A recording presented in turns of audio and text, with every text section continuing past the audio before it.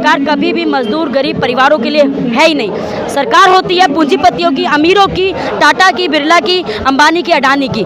ये सरकार मजदूरों की नहीं होती। विकास उन्हीं का हो रहा है जिनकी सरकार के साथ हाथ मिलाया हुआ, जिसके साथ वो हेलो करती है। विकास उन्हीं का हो रहा है। जो दलित है, मजदूर है, जो पढ़े लिखे नहीं है, इस समाज के कारण, इस त्रासदी के कारण मजदूर परिवार पढ़ नहीं पा रहा है। उनको जैसा भी मर्जी तंग करेंगे, सरकार तंग कर देगी। चंद्रयान पे भेज सकते हैं वो ऐसा खनिज पदार्थ लेने के लिए। मंगल ग्रह से इतनी मशीनों का उपकरण इकट्ठा कर लेता है। गटर जो है वो जहरीली गैस बनाता है, उसमें कोई भी व्यक्ति उतरेगा वो मर ही जाएगा। तो ये सरकार को नहीं दिखाई देता है कि उधर भी वैज्ञानिक का यूज़ किया जाए, मशीनों का यूज़ किया जाए। सरकार ना तो एजुकेशन दे पा रही है, ना तो सुरक्षा दे पा रही है। आप देख रहे हैं इंडिया इंटरनेशनल न्यूज़। इस वक्त दिल्ली के जंतर मंतर पे हूँ और आप पोस्टर देख सकते हैं, सफाई मजदूर दिवस।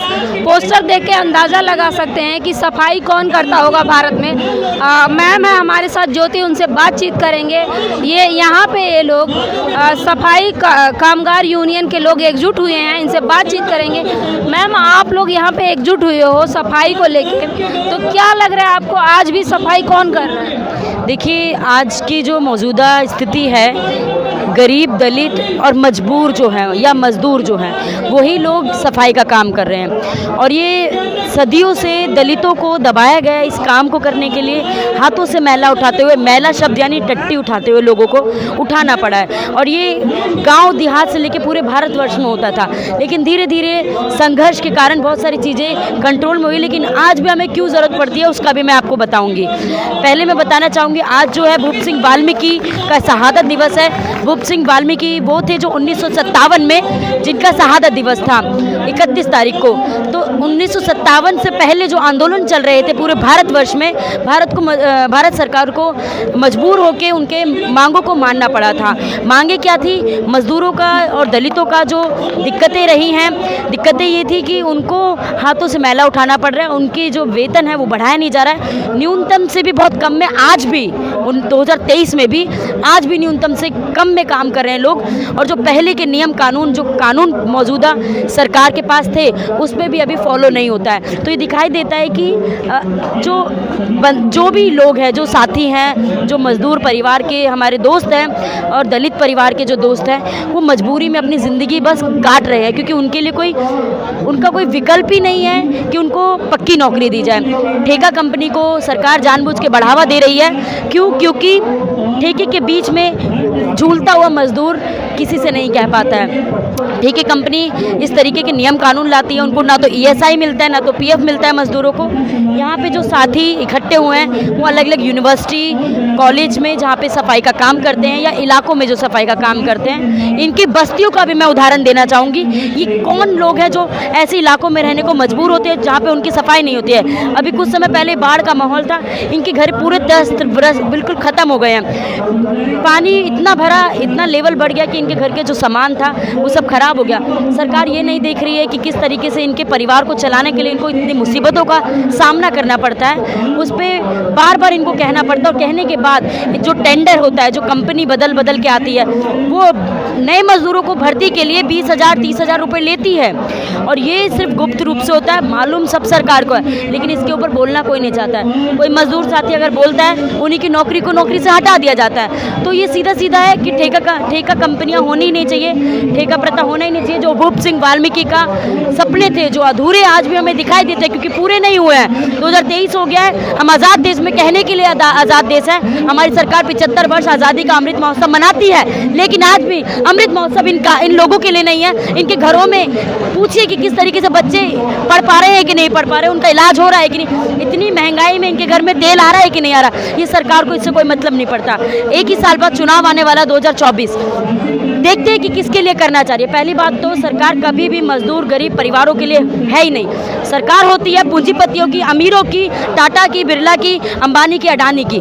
ये सरकार मजदूरों की नहीं होती है। तो ये दिखाई देता है कि हम लोग को वोट से पहले अपने आंदोलन यूनियन को या उससे पहले पूरे इलाकों में मजदूर परिवार है, दलित परिवार है, उनको एकजुट होकर के सड़कों पे आना पड़ेगा और अपनी मांगों को मजबूरन मंगवाना पड़ेगा, जैसे भूप सिंह वाल्मीकि जी ने किया था। मैम एक सवाल ले लीजिए, जैसे कि आपने बताया कि तमाम वो गरीब लोग ही सफाई करते हैं, उसमें भी खास करके कुछ वर्ग हैं, दलित और वाल्मीकि समाज जो शेड्यूल कास्ट है, एसटी है, ये लोग सफाई करते हैं, तो सरकार संज्ञान क्यों नहीं लेती है? आज भी तमाम दावे किए जाते हैं कि देश विकास कर रहा है, भारत में विकास हो रहा है, विकास का डंका बज रहा है, तो क्या धरातल पे वो है? देखिए, विकास किसका हो रहा है वो सरकार जानती है और हम लोग भी जानते हैं। विकास उन्हीं का हो रहा है जिनकी सरकार के साथ हाथ मिलाया हुआ, जिसके साथ वो हेलो करती है। विकास उन्हीं का हो रहा है। लॉकडाउन में एकदम तेजी से अंडानी का पैसा बढ़ा है, अंबानी का पैसा बढ़ा है। मजदूरों की तो हालत देखिए, लोगों को अपनी जान खोनी पड़ी। एक घर का परिवार, एक सदस्य जो सफाई का काम कर रहा है, या बस एक ही परिवार के जिम्मे पे पूरा परिवार है, एक सदस्य पे,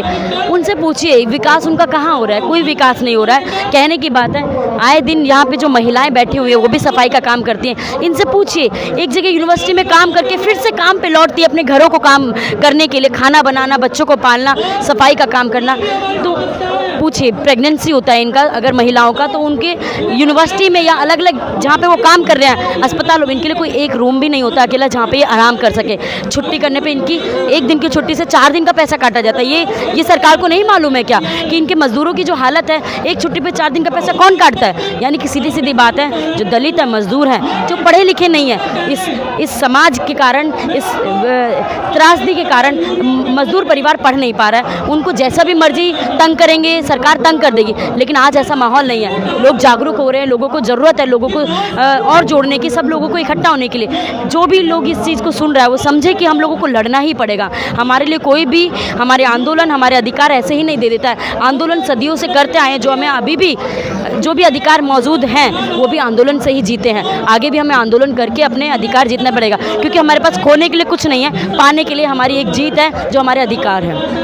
तमाम चीज़ें हो रही हैं, चंद्रयान जा रहा है, यानी कि लोग धरती से चांद पे जा रहे हैं, लेकिन भारत में अभी भी सफाई के लिए गटर में एक दलित वर्ग या वाल्मीकि समाज के ही लोग उतरते हैं। देखिए, ये बात आप बिल्कुल सही कह रहे हैं और ये बहुत दुखद मतलब विडंबना है हमारे भारत देश की कि इतना विज्ञान हमारा विकसित हो चुका है कि वो भारत या चंद्रयान पे भेज सकते हैं। वो ऐसा खनिज पदार्थ लेने के लिए मंगल ग्रह से इतनी मशीनों का उपकरण इकट्ठा कर लेता है। लेकिन हमारे देश की विडंबना ऐसी है कि गटर में एक आदमी 400-500 रुपये के लिए, 300 रुपये के लिए, 200 रुपये के लिए भी, मैंने खुद बात की उन मजदूरों से, सिर्फ 200 रुपये के लिए जो मजदूरी है करने के लिए मजबूर इंसान उतर जाता है और मौत के घाट उतर जाता है। क्यों? क्योंकि वो गटर जो है वो जहरीली गैस बनाता है, उसमें कोई भी व्यक्ति उतरेगा वो मर ही जाएगा। तो ये सरकार को नहीं दिखाई देता है कि उधर भी वैज्ञानिक का यूज़ किया जाए, मशीनों का यूज़ किया जाए। तो ये दिखाई देता है कि नाम मात्र के लिए, दिखावे के लिए उनके पास कुछ और कलर का चेहरा है और दूसरे मजदूरों के लिए दिखाने के लिए इतना शोषण, इतना उत्पीड़न, इतनी दिक्कतें मौजूद हैं आज भी भारत देश में। उसको कौन ख़त्म करेगा? उसको मिलके ही जनता को इकट्ठा होकर ख़त्म करना पड़ेगा। कोई सरकार हमें ऐसे ही नहीं थोप देगी क्या आपके लिए आज दया आ गई तो हम आपके अधिकार दे देंगे। जितने भी अधिकार मौजूद हैं वो लड़ करके ही, छीन के ही लिया है। और ये ज़रूरी है, हम लोगों को फिर से ये बात दोहराऊंगी, सबको इकट्ठा होने की ज़रूरत है। महिलाएं भी यहाँ पे इकट्ठी होती है, पुरुष भी होते हैं। इधर इतने सारे युवा हैं 20 साल की उम्र में, उनको पढ़ना चाहिए लेकिन नौकरी कर रहे हैं। क्यों? क्योंकि घरों में कोई कमाने के लिए नहीं है। एक ही पिता की मृत्यु हो गई, माता की मृत्यु हो गई, 2 भाई है, 2 बहनें हैं। इतनी उम्र के जो युवा, उनको एजुकेशन नहीं मिल रहा है तो वो क्या करें? ये बताइए। सरकार ना तो एजुकेशन दे पा रही है, ना तो सुरक्षा दे पा रही है, ना तो किसी को ठेका कंपनी के अंदर रखते रखते बार बार शोषण नहीं दे पा रही है। तो इससे छुटकारा के लिए हम लोगों को लड़ना ही पड़ेगा। अब मजदूरों को क्या करना चाहिए जो गटर में उतरने हैं? क्या उन्हें सफाई करना रोक देना चाहिए? देखिए, मजबूरी है जो उतारती है, और ये तभी रोकना हो पाएगा जब मजदूर एकजुट होंगे, संगठित होंगे। क्योंकि एक अकेला व्यक्ति बदला ले सकता है, बदलाव नहीं ला सकता है। बदलाव के लिए जितने भी इलाकों में मजदूर साथी हैं या महिलाएं हैं जो जहाँ पे भी काम करती हैं, कंपनियों में, फैक्ट्रियों में, यूनिवर्सिटी में, स्कूलों में, जहाँ पे भी सफाई का काम करती हैं, उनको एकजुट होना पड़ेगा और एकजुट होकर अपने अधिकारों को, अपनी बातों को समझने के साथ साथ आगे लड़ना पड़ेगा, तभी हम बाकी चीज़ों को हासिल कर पाएंगे अपने अधिकार। तो आप लोग देख सकते हैं शहीद भूप सिंह वाल्मीकि की याद में ये जनसभा रखी गई थी। आप भारत की तस्वीरें जब देखेंगे, भारत चांद पे तो पहुंच रहा है, भारत के तमाम साइंटिस्ट तमाम मशीनों का ईजाद तो कर रहे हैं, लेकिन अभी भी भारत में ये सच्चाई है, जो वाल्मीकि समाज है, जो दलित वर्ग है, वो गटर में उतरता है, सफाई करता है और उसी के दौरान जहरीली गैसों के कारण, वायरस के कारण उनकी मौत हो जाती है, लेकिन सरकार के डाटा में ये नहीं आता। इस खबर पे आपकी क्या राय है हमें कमेंट बॉक्स में ज़रूर बताएं। धन्यवाद।